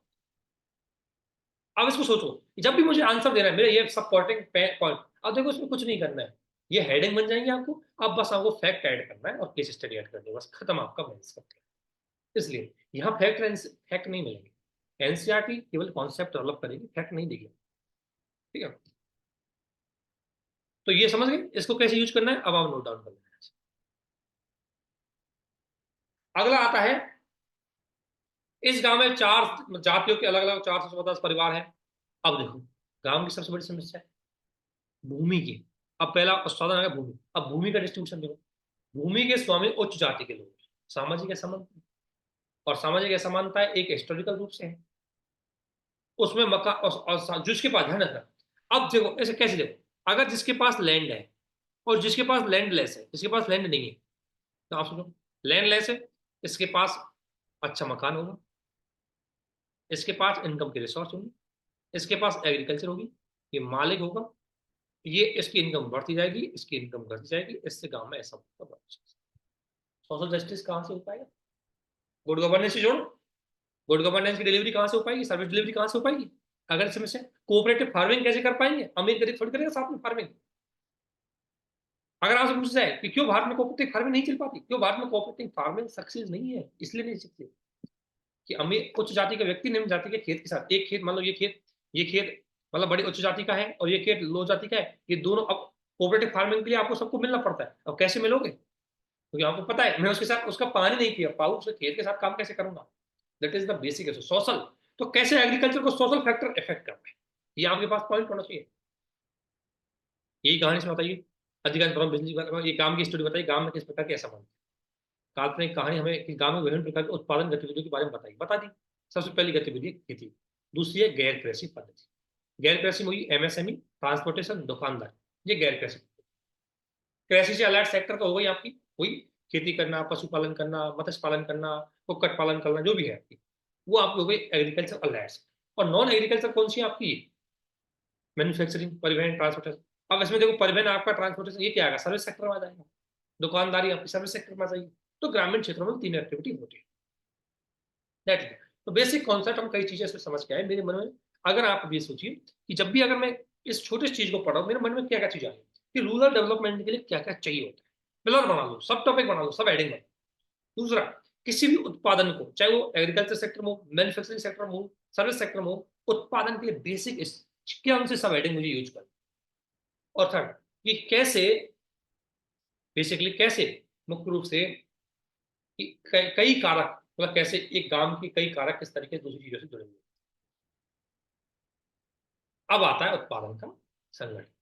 अब आपकी इकोनॉमी की प्री का फैक्टर चालू होता है। प्री के क्वेश्चन, उत्पादन एक ऐसी वस्तु सेवा को उत्पादित करना चाहता है जो हमें आपसे, भाई सही बात है। हम उत्पादन किसके करेंगे? इसलिए आपने सुना होगा इकोनॉमी की 3 बेसिक समस्या होती है। पहली, क्या उत्पादन किया जाए, कैसे उत्पादन किया जाए, और किसके लिए उत्पादन। तो हम देखो क्या उत्पादन करेंगे, जो डिमांड हो। ठीक है, क्या होगी? जो डिमांड हो। डिमांड मतलब हमारी आवश्यकता होगी। जैसे मार्केट में जिसकी डिमांड ज्यादा होगी ना, कंपनी उसी की ज्यादा करेगी। अब मार्केट में डिमांड नहीं है, अब नैनो गाड़ी की डिमांड नहीं, नैनो गाड़ी की मैन्युफैक्चर ज्यादा नहीं गाड़ी तो बस। तो डिमांड बेसिक फैक्टर है, डिमांड। इकोनॉमी इसी भी चलेगी मेरे भाई, नीड्स डिमांड। तो चार चीजें चाहिए होती है जो मैंने ऑलरेडी बताई। पहला, आपको पहली आवश्यकता होती है भूमि या अन्य प्राकृतिक संसाधन, बेसिकली कॉमन यूज करते हैं हम लैंड। अन्य प्राकृतिक संसाधन भी आपको चाहिए होता है, केवल उत्पादन, लेकिन बेसिकली लैंड, लैंड से जुड़े हुए सारे फैक्टर। अब लैंड से जुड़ा हुआ ही आपका वन है, लैंड से जुड़ा हुआ है आपकी माइनिंग है, लैंड जुड़ा हुआ जल है, तो बेसिकली लैंड। ठीक है, एक होती है लैंडस्केप। दूसरी श्रम, श्रम जो लोग काम करते हैं। अब श्रम आपका वही स्किल श्रम, अनस्किल श्रम जो भी है, उत्पादन क्रिया, फिजिकल श्रम, मानसिक श्रम, मतलब इसको इतनी तरह से। अब जरूरी कार्य करने के लिए बहुत ज्यादा पढ़ लेंगे, इसको ज्यादा पढ़ लेंगे, ये होगा स्किल श्रम। और दूसरा शारीरिक श्रम, ये नॉन स्किल होता है। शारीरिक श्रम नॉन स्किल श्रम। और प्रत्येक श्रमिक उत्पादन के लिए श्रम प्रदान करता है। लेबर तो सबको देना पड़ता है, चाहे आप सर्विस, मतलब एक तो आदमी मेंटली लेबर दे रहा है, मतलब मानसिक रूप से कोई श्रम कर रहा है, और एक आदमी शारीरिक रूप से श्रम कर रहा है, तो श्रम तो सबसे करना पड़ता है। सॉफ्टवेयर जब डेवलप करने वाला इंजीनियर है वो मेंटली काम कर रहा है, और एक कृषि करने वाला लेबर है वो बेसिकली फिजिकल काम कर रहा है। लेकिन हर वो आता है स्किल में, वो नॉन स्किल में। और जिसका जितना ज्यादा हाई स्किल लेबर होगा उसको उतना ही ज्यादा आउटपुट। तीसरा होती है आपकी पूंजी। तीसरा फैक्टर आपका पूंजी, भौतिक पूंजी। अब देखो, श्रम क्या है, आपकी पूंजी है बेसिकली, लेकिन ये कौन सी पूंजी आपके दोस्तों, मानव है। तो ये भी पूंजी है, श्रम भी तो एक पूंजी, लेकिन मानव पूंजी। और एक होती है भौतिक पूंजी, जो आपका धन होता है, पैसा होता है, रुपया होता है, वो धन। अब भौतिक पूंजी में कई चीजें आती है। भौतिक पूंजी में दो चीजें आती है, एक होती है स्थायी पूंजी और एक होती है कार्यशील पूंजी। ये काफी इंपॉर्टेंट यूपीएससी। एक होती है स्थायी पूंजी। स्थायी पूंजी क्या होती है, जो उत्पादन के लिए एक बार यूज होती है, और जिनका उत्पादन प्रक्रिया से डायरेक्टली कोई संबंध नहीं। आप उत्पादन करो या मत करो, वो उतनी ही रहेगी। ठीक है, उनको बोलते हैं स्थायी पूंजी। जैसे औजार, मशीन, भवन। अब आपने मान लिया कोई कम किसान ने हल लेकर, किसान ने मान लिया जनरेटर ले लिया। अब जनरेटर से वो 10 खेतों में पानी दे, चाहे 5 खेतों में पानी दे, उससे कोई फर्क नहीं पड़ेगा। जनरेटर तो ले लिया आपने, खर्च हो गया। टरबाइन, कंप्यूटर, कंप्यूटर एक बार ले लिया, अब कंप्यूटर से दिन में 10 प्रिंट निकालो चाहे 1 प्रिंट निकालो, उसका कितनी यूनिट यूज करो, कोई फर्क नहीं पड़ेगा। उसका उत्पादन प्रक्रिया से कोई फर्क नहीं पड़ेगा, लेकिन वो बेसिक जरूरत है उत्पादन। ठीक है, ऐसे कोई कंपनी बना दिया, कंपनी में आप डेली 10 मतलब कोई अपनी कंपनी व्हीकल की कंपनी नहीं, उससे 10 व्हीकल बनाओ चाहे 50 व्हीकल बनाओ, उसका तो उतना ही रेंट देना पड़ेगा। समझ रहे हो, वो सारी चीज। तो उनको बोलते हैं स्थायी पूंजी। आप सोचिए कि कौन कौन सी चीज स्थायी पूंजी में। ठीक है, तो सारी स्थायी पूंजी में आएगी जो आपको लगता है कि जिनका उत्पादन प्रक्रिया की यूनिट इकाई से कोई प्रभाव नहीं पड़ता, वो तो आपको निश्चित है। दूसरा होता है आपकी कार्यशील पूंजी, वर्किंग कैपिटल। वर्किंग कैपिटल को हम क्या बोलते हैं, जिनका उत्पादन प्रक्रिया से फैला। जैसे आप मान लो 10 बिस्कुट है, अब 10 बिस्कुट उत्पादन करने के लिए आपको मान लो 1 kg कच्चा माल की जरूरत पड़ेगी। 20 बिस्कुट करना है तो 2 kg की जरूरत पड़ेगी, यानी कि उत्पादन से इफेक्ट करें। समझ रहे हो, जैसे ये जगह है इसमें, मान लो सूत काट रहे हो, अगर बुनकर ज्यादा सूत का यूज कर रहा है तो सूत की जरूरत पड़ेगी ज्यादा, ज्यादा अपन कपड़े बना रहे हो ज्यादा सूत की जरूरत पड़ेगी। तो ये क्या है, आपके उत्पादन से रिलेटेड होते हैं। उत्पादन प्रक्रिया आउटपुट से रिलेटेड होते हैं। उत्पादन आउटपुट जितना बढ़ाओगे, इनको भी ज्यादा बढ़ाओगे। इसी प्रकार मुद्रा, अब पैसा जितना इन्वेस्ट, मान लो आप 4 मशीन चाहते हो, आप ज्यादा उत्पादन करना चाहते हो तो आपको ज्यादा पैसा लगाना पड़ेगा, इन्वेस्ट ज्यादा करना पड़ेगा। तो वो सारी चीजें, तो इनको बोलते हैं हम कार्यशील पूंजी, बेसिकली क्या है। तो माइंड रखिए कि एक पूंजी होती है आपकी ह्यूमन कैपिटल, जो लेबर मार्केट। दूसरी पूंजी होती है आपकी भौतिक कैपिटल, जो 2 प्रकार की होती है, स्थायी और कार्यशील। अब आप सोचिए, हर एक्टिविटी में चीजें जरूरत पड़ती है, ये कुछ भी करो। आप एग्रीकल्चर करोगे तो औजार चाहिए, मशीन चाहिए, भंडारण के लिए भवन चाहिए। ठीक है ना, और उसके लिए कच्चा माल मतलब उसके लिए आपको कच्चा माल के रूप में खाद भी भंडार चाहिए। नगद मुद्रा के रूप में आपको उसका फंडिंग चाहिए, तभी तो आपको पैसा मिलेगा, तभी तो आप लगा पाओगे। ये सारी चीज। एक चौथी अवस्था, आपको स्वयं उपभोग हेतु बाजार में बिक्री उत्पादन करने के लिए श्रम पूंजी का साथ साथ एक महत्वपूर्ण आवश्यकता होती है, वो है उद्यमशील। इसको मानव पूंजी भी कहते हैं। तो एक चीज मैं बताऊंगा आपको, बेसिक मानव पूंजी उत्पादन का सबसे इंपॉर्टेंट है। 4 उत्पादन के कारक है, जिसमें 2 उत्पादन के कारक मानव पूंजी, ह्यूमन कैपिटल। पहला श्रम में और दूसरा धन से। अब आप सोचिए, अगर भारत का जोग्राफिकल मतलब क्या बोलते हैं, डेमोग्राफिक डिविडेंड अच्छा है, तो हमें डेवलप होना चाहिए, क्योंकि पूरी उत्पादन प्रक्रिया के 2 फैक्टर तो हमारे पास है। हमारे पास ठीक है पैसा नहीं है, लेकिन हमारा ह्यूमन कैपिटल काम तो है, लेकिन वो स्किल होना चाहिए। तो ये हो गया आपका मानव पूंजी, हमारा ह्यूमन कैपिटल। अब ह्यूमन कैपिटल एक शब्द ऐसा, देखो ह्यूमन कैपिटल का मतलब क्या है? देखो ह्यूमन कैपिटल को ना ऐसे नहीं माना, जैसे मान लो कोई आप हो और आप मान लो 15 से लेकर के 59 साल के हो, लेकिन आप मान कैपिटल के रूप में देखो, ह्यूमन दो तरीके से हो सकता है। इसलिए कभी भी आपसे पूछा जाए कहीं भी इंटरव्यू में या कहीं भी मेंस में, कभी भी पॉपुलेशन को कभी भी पॉपुलेशन को स्पेशली भारत के लिए प्रेजेंट टाइम में पॉपुलेशन को विकास की कभी बाधा मत होता। पॉपुलेशन कभी भी विकास की बाधा नहीं होता। दिक्कत यह है कि उस पॉपुलेशन को यूज नहीं करते ढंग से। चाइना ने डेवलपमेंट क्यों किया? क्योंकि उसकी पॉपुलेशन थी, उसने यूज किया पॉपुलेशन। अब पॉपुलेशन को यूज दो तरीके से करते, एक तो उसको स्किल दो। अब आपको बताओ, ह्यूमन कैपिटल यानी कि ह्यूमन का प्रयोग कैपिटल के रूप में किया जाए, असेट संकट के रूप में किया जाए, लेकिन वो कब होगा? जब वो व्यक्ति शिक्षित, जब उसको स्किल होगा, जब उसको हेल्थ सुविधाएं अच्छी होंगी। अब बीमार आदमी को आप खेती करो, मतलब आपको कोई काम को लेगा, खुद ही बीमार है, बीमार आदमी 15 दिन छुट्टी रहेगा, खुद की दवाई लगाएगा, तो वो लायबिलिटी कन्वर्ट। तो ह्यूमन अगर लायबिलिटी बन गई तो आपकी पॉपुलेशन एक समस्या है, और ह्यूमन अगर कैपिटल बन गया तो आप डेवलप। इसलिए मानव पूंजी को सबसे इंपॉर्टेंट चीज है, इसको बेसिकली यूज करने के लिए हमारे पास बेसिक फंडामेंटल चीज होनी चाहिए कि देखो स्किल प्लस शिक्षा, स्वास्थ्य। अब बेचारा कोई व्यक्ति अच्छा इंटेलिजेंट है, बहुत कुछ है उसके पास, लेकिन बेचारा गरीबी में जी रहा है, उसके पास अपॉर्चुनिटी नहीं है, अवसर नहीं है, तो भी ह्यूमन कैपिटल लायबिलिटी कन्वर्ट हो जाए। ऐसा नहीं है कि शिक्षित होना, आपने आजकल देखा होगा लोग शिक्षित भी है, लोग अच्छे खाते पीते भी हैं, लेकिन रोजगार नहीं, क्या फायदा? तो एक क्वेश्चन हमेशा आता है कि ह्यूमन कैपिटल, जैसे बाहर का क्वेश्चन बनेगा कि जनसांख्यिकीय लाभांश जनसांख्यिकीय संकट का बन जाए। अब जनसांख्यिकीय लाभांश संकट कब बन सकता है? अगर आपका हेल्थ अच्छा नहीं है, आपके लोग कुपोषण से मर जाए, और बाहर के लोग आपने देखा होगा ग्लोबल हंगर इंडेक्स को देखिए, आप कुपोषण से पीड़ित हो। दूसरा हेल्थ अच्छा, दूसरा आपको स्किल नहीं है, तो भी कोई फर्क नहीं पड़ा। एजुकेशन होना सब कुछ नहीं होता। आपके आईआईटी पढ़ने वालों को, एमबीए पढ़ने वालों को भी कोई रोजगार नहीं मिल रहा आज के टाइम पे। तीसरा, जब आप हेल्थी भी हो, स्किल भी हो, लेकिन यदि आपके पास एम्प्लॉयमेंट ही नहीं है, क्या फायदा? इसलिए बोला जा रहा है भारत से कि भाई तुम स्किल दे दो, शिक्षा दे दो, स्वास्थ्य दे दो, लेकिन लोगों को रोजगार के अवसर नहीं दोगे तो क्या फायदा? वो बेचारा शिक्षित होकर घर बैठ के क्या करेगा? इसलिए ध्यान रखना। तो अगर आपसे क्वेश्चन पूछा जाए कि कैसे भारत का एक, अब आजकल 2047 का सपना चल रहा है कि भारत को कैसे 2047 तक सपना हमें वो बनाना है, तो इन चार आधारों में ह्यूमन कैपिटल को लेकर, ह्यूमन कैपिटल हमें, अब देखो हेल्थ को लेकर पूरा लिख दो, हेल्थ में इतना फैक्टर लिख दो, एजुकेशन में कितने लिख दो, एम्प्लॉयमेंट के लिए कुछ भी लिख दो, आपका मेन से कोई भी थीम नहीं लिखी। That is the point. तो उत्पादन के ये कारक है, और इनको सबको संयोजित करने का मेन कारक करता है आपका मानव कैपिटल। तो चार साधन हमने पढ़े। अब पालनपुर में खेती होती है, तो खेती के लिए सबसे जरूरी कारक क्या होता है? भूमि। तो भूमि खेती की सबसे महत्वपूर्ण कारक होती है, और खेती आप सब जानते हैं, खेती रूरल डेवलपमेंट। अगर आज भी मैं आज का डेटा देखूँ, तो स्वतंत्रता के टाइम पे हमारे यहाँ लगभग 85% पॉपुलेशन खेती करती थी, है ना?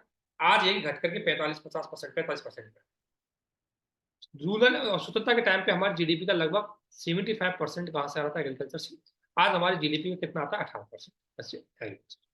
तो भूमि आज भी हमारी, सॉरी, कृषि के बिना भारत आज भी अपना रोजगार नहीं दे सकता। कृषि हमारी इकोनॉमी का सबसे इंपॉर्टेंट पार्ट है आज, ये एक्सेप्ट करना है। अब ठीक है, भूमि हो गई। अब भूमि में आपको पता है 75% लोग लगे हैं जी। अब लेकिन अपनी आजीविका के लिए खेती करते, सबसे बड़ी समस्या हमारी खेती है। खेती किसके लिए करते हैं? आजीविका। जब तू पेट भरने के लिए खेती करता है, तो शिक्षा लेने के लिए क्या करेगा? स्वास्थ्य के लिए क्या करेगा? हायर एजुकेशन के लिए क्या करेगा? अपनी नई कैपेसिटी बिल्डिंग के लिए क्या करेगा? तो आदमी उसी दुष्चक्र में फंसा रहता है। इसलिए खेती आजीविका नहीं, खेती उद्यमशील का होनी चाहिए, बिजनेस बनाओ खेती। इसलिए आपने देखा होगा बहुत सारे लोगों ने ऐसी ऐसी फार्मिंग कर रहे हैं, जो अपने बड़े बड़े प्लेसमेंट छोड़ के आ रहे हैं, बड़ी बड़ी कंपनी छोड़ के आ रहे हैं। ठीक है, वो सारी चीजें। तो भूमि एक स्तर है, बिल्कुल सही बात। 1960 दशक आधा जुताई करता है, भूमि क्षेत्र में कोई विस्तार नहीं हुआ है उस समय, काम कुछ बंजर भूमि थी, और कृषि योग भूमि बदल दिया। नई भूमि कृषि योग बदलने के लिए उत्पादन कोई गुंजाइश नहीं है। सबसे बड़ी समस्या है देखो, कि हमारे पास भूमि है। अब भूमि के चैलेंजेस क्या है? पहली बात तो सीमित छोटे क्षेत्र, यहाँ पर आपने पॉइंट लिख दो कि भूमि की समस्या क्या है हमारे। तो भूमि की हमारी सबसे बड़ी समस्या है कि भूमि में हमारे क्षेत्र बहुत छोटे हैं, क्षेत्र हमारे छोटे। अब एनसीईआरटी में हमारे पास डेटा नहीं, कोई दिक्कत नहीं, जब वैल्यू एडिशन करोगे ना तो एग्रीकल्चर गणना आती है, एग्रीकल्चर सेंसर। एग्रीकल्चर सेंसर 2015-16 के अकॉर्डिंग भारत के 85% किसान है, उनके पास 2 हेक्टेयर से कम भूमि है, और पर किसान के पास 1.08 हेक्टेयर। ये आपको वैल्यू एडिशन समस्या यहाँ पता लगती कि हमारे पास छोटे खेत है, लेकिन वो डेटा अभी अभी डेटा लिखने की जरूरत नहीं, अभी आप पॉइंट लिख दो बस कि हाँ हमारे पास एक खेती की समस्या, हमारे पास लैंड छोटे। लेकिन जब वैल्यू एडिशन का टाइम आएगा, ये फैक्ट यहाँ पर डाल दो। अब सिंपल सी बात है, अगर मान लो कोई खेत छोटा है तो खेती की समस्या क्या है? लैंड अगर छोटा है, मशीन यूज नहीं कर पाएगा, स्केल ऑफ द प्रोडक्शन नहीं बढ़ पाएगा। स्केल ऑफ द प्रोडक्शन वो सिर्फ आजीविका के लिए ही प्रोडक्शन करेगा, वो उसको बिजनेस में कन्वर्ट नहीं कर पाएगा। और मान लो एक साल मान लो फसल नहीं हुई आपके पास, एक हम मान लेते एक साल फसल नहीं हुई, तो फिर क्या करोगे? इसलिए तो ये खेती अगर छोटा था, इक्विपमेंट यूज नहीं करोगे, मशीनीकरण यूज नहीं करोगे, उसमें इन्वेस्टमेंट नहीं कर पाओगे, उसमें इनकम नहीं बढ़ पाएगी, उसमें मतलब मुख्य रूप से उसके बाद डिस्प्यूटेबल होती जाएंगे बहुत सारी चीजें। इसलिए तो भाई मान लो किसी के पास एक बीघा खेत है, एक आधा सेक्टर खेत है, अब चलो क्या मशीन लेके आएगा उसको? इधर के खेत में ट्रैक्टर घुसाया, उधर जाके खत्म हो गए, वो ट्रैक्टर घूम ही नहीं पाया खेत। ठीक है, वो सारी चीजें, तो इसलिए हमारी समस्या सबसे बड़ी एग्रीकल्चर, इंडियन एग्रीकल्चर की सबसे बड़ी समस्या है हमारे पास छोटे लघु खेत है, छोटे किसान है। एक समस्या यहाँ से आपको सीखना है। और एक पढ़े ना, भूमि मापने की मापक इकाई हेक्टेयर होता है, यदि गांव में भूमि को कई जगह बीघा, गुंठा या अलग अलग क्षेत्र का होते हैं। एक हेक्टेयर में 100 मीटर की भुजा वाले वर्ग के क्षेत्र को कमित किया जाए, 100 मीटर की भुजा वाले वर्ग। अब 100 मीटर का आप वर्ग निकाल के देखो कितना होता है? 10,000, 10,000 मीटर स्क्वायर एक हेक्टेयर में होता है। ठीक है, तो ये ध्यान रखना, कई बार सी सेट में क्वेश्चन पूछा है, इस बार शायद मुझे लगता है 2024 में सी सेट में क्वेश्चन था। सी सेट में क्वेश्चन था एक हेक्टेयर बराबर कितने मीटर स्क्वायर होता है। सी सेट में 3 थे, इनमें से पूछा कौन सा सही कौन सा गलत। ठीक है, तो सी सेट में आया क्वेश्चन, चेक कर लो। तो कहीं से क्वेश्चन कहीं जा सकता है, सी सेट में आया था कि एक हेक्टेयर बराबर 10,000 स्क्वायर मीटर, मतलब वो पूछता है, मिलान के लिए आया था इस बार। बिल्कुल आप देख लीजिए सी सेट 2024। अब समझ गए यहाँ तक? अब मैं आज भी यही कर रहा हूँ, देखो मतलब एक एक चीज को मतलब हमें समय चाहिए इसमें, अगर आपको यूज करना है तो 2025 के लिए समय चाहिए इसमें। अब यहाँ तक मैंने पढ़ा दिया, आप सोचिए मैंने इतना पढ़ाया, इसमें ज्यादा बड़ा कोई पार्ट नहीं दिया, मैंने यहाँ तक पढ़ाया, आपका टाइम काफी हो गया। लेकिन आप सोचिए कि मैं आपको, आप खुद भी पढ़ सकते, लेकिन मैं आईना दिखा रहा हूँ किस हद तक हमें जाना पड़ता है। आप सोच लेते हो इतना आसानी से नंबर। ठीक है, तो आज के लिए इतना ही। आप सभी को हमारे साथ बने रहने के लिए बहुत बहुत धन्यवाद। प्लीज इस वीडियो को शेयर करें, चैनल को सब्सक्राइब करें, और एक बार कमेंट जरूर करें इसमें क्या और एडिशन चाहिए, क्या और करना चाहिए, और ज्यादा से ज्यादा हिंदी वालों के साथ इसमें शेयर करें। आप सभी को हमारे साथ बने रहने के लिए बहुत बहुत धन्यवाद।